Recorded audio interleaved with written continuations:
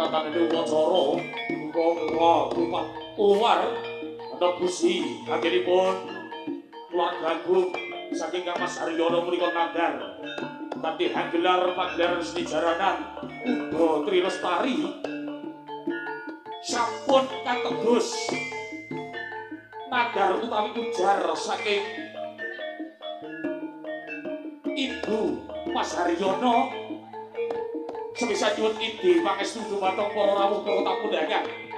anggenipun nepusi